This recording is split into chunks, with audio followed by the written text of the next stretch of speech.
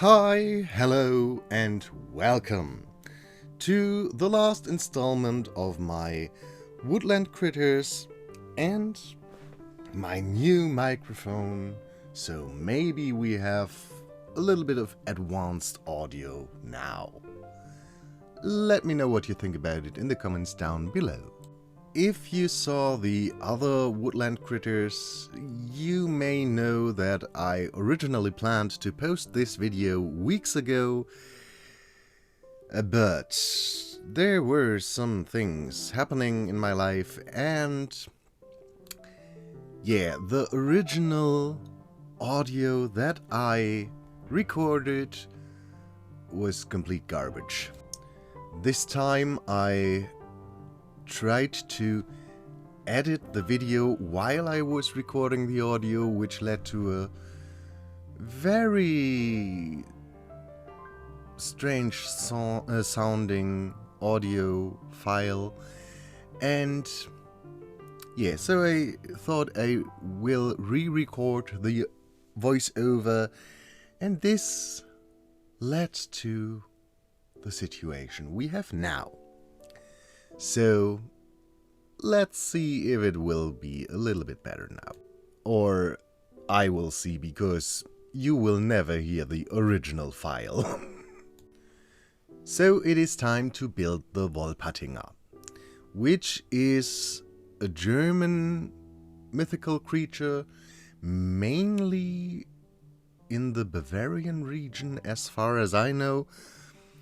If you know otherwise, let me know. I always like to be educated. Yeah, the Wolpertinger is a fairly interesting creature, mainly depicted as a bunny with horns and duck wings and stuff. It can be any combination of creatures, but most of the time the base is a bunny.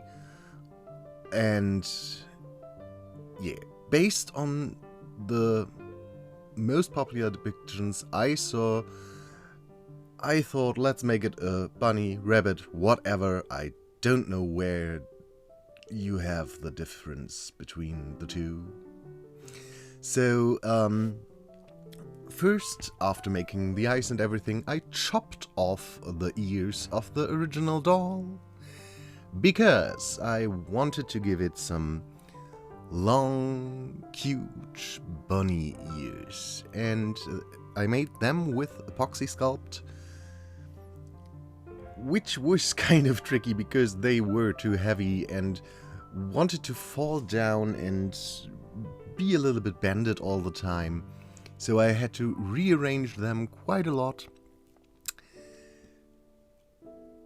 But at first I closed the holes that were left by the ears I removed, which was a bit tricky. I had to remove the head later and push against it from the inside, because there was always forming a smaller hole, but still a hole, and yeah, that was something I didn't really want, so I had to push against it from the inside. Yeah, and then I finally made the ears. Which maybe would have been better if I would have used a wire inside it, but at the moment I was not having it. So I just made a elongated shape, made an indent in the middle and slapped them onto the head, which looked quite cute, but as already told, they were a little bit droopy, so I had to rearrange them quite a bit, and yeah, in the end they dried fairly okay. Some parts of this video will have audio where I just talk nonsense because yeah, though I re-recorded it and couldn't be bothered to rearrange or re-edit all the clips, it has to work. So sorry for that. Maybe not, doesn't matter. we go on with the repaint part. Following my design that I made, I put on some dark gray soft pastels onto the face, onto the upper part of the face, and yeah, just drew on some little details with the watercolor pencils. But in the end, yeah, I was a little bit heavy-handed and put on too much of the gray soft pastels, so I covered areas that I originally intended to be white or skin colored. So first I had to color in the eyebrows with some acrylic paint, and later I had to remove some spots with acetone because they were far too dark to get them light again with anything else. But it worked quite well. It didn't disturb too much of the rest of the repaint, so I'm fine with it. And with this, the repaint is already done. It was not the heaviest part or the most intense part of the project. This is that lies ahead. So then I made some holes for the tail and, of course, for the wings. So I tortured this little critter too, like all the others. I'm so sorry. And with this in place, I was able to go to the next step, which was gluing on the lashes, giving the eyes some gloss, and yeah, then the main event started. Gosh, I have the feeling this voiceover is even worse. But doesn't matter, I want to get the video out today, so we have to deal with what we get. I mixed up some acrylic paints to color the body before putting on the flocking, and I tried to match the color of the flocking I made by chopping up brushed out and straightened acrylic yarn into little shreds, as close as possible. Then I painted on the white details after, I think, 3 layers of the gray. It's just to have a base in case some parts are visible.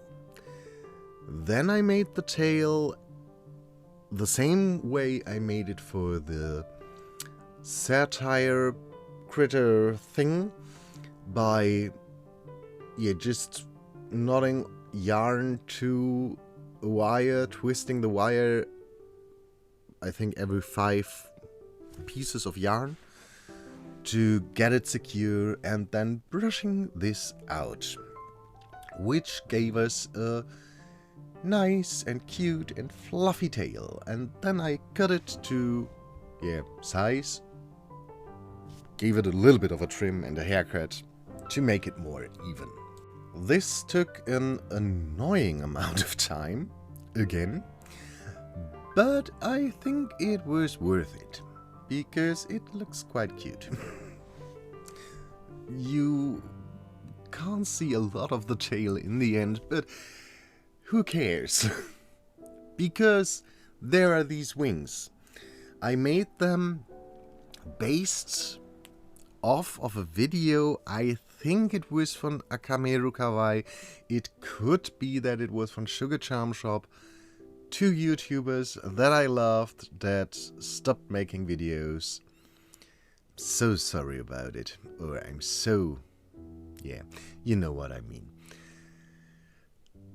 The basic thing is twisting some wire up, covering it with fabric, and I only used hot glue for it because I couldn't be bothered. And then I glued on feathers onto the fabric in, I think, 2 rows. The original video had a lot more rows of feathers, so the wings looked a lot better. Mine look a little bit, yeah, not so pretty, but I didn't have enough feathers. In the end, I had to cut some feathers in half to get the result I was looking for, so there's only so much you can do. To give it more of the duck wing appearance, I glued some green feathers on the inside. Originally, I hoped to find natural green feathers, but there was no way to find them, so I had to work with what I got. Again. And then it was just gluing on more feathers until the wings were done. And they got a trim too, because, yeah, at first they looked very, very wonky and strange. Yeah, I think they still look a little bit rushed and strange, and I think I have to give it another try for another doll. But I was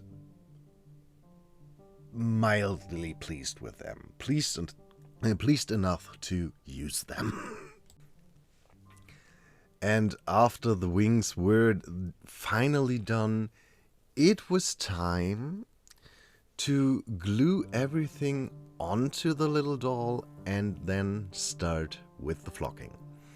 I used textile glue, and first I made the puffs out of, yeah, still short fur, or brushed out yarn, but not as short as the flocking will be. I gave the wrists and the ankles and the neck part some puff, and then after that was dried, I started with the flocking part, which took forever. And I had to make flocking again and again while I was doing this. It took, I think, 4 layers of glue and flocking, and I had to patch up spots that were bold all the time. It was quite interesting. I mean, so far I only did some undercut situations with flocking. It was the first time to do it on a whole doll, and I'm so damn happy that these critters are in a 1:12 scale and not in 1:6. Or, okay, they are 1:6, but they are smaller. They only are 15 centimeters, I think. And that made it a little bit faster. On a big doll, no thank you. And with that, our little guy was finished too. So, all 3 of them are done, look cute, and they look nearly as I imagined them. So, I hope you enjoyed it. Let me know what you think in the comments, and we will see us the next time. Bye!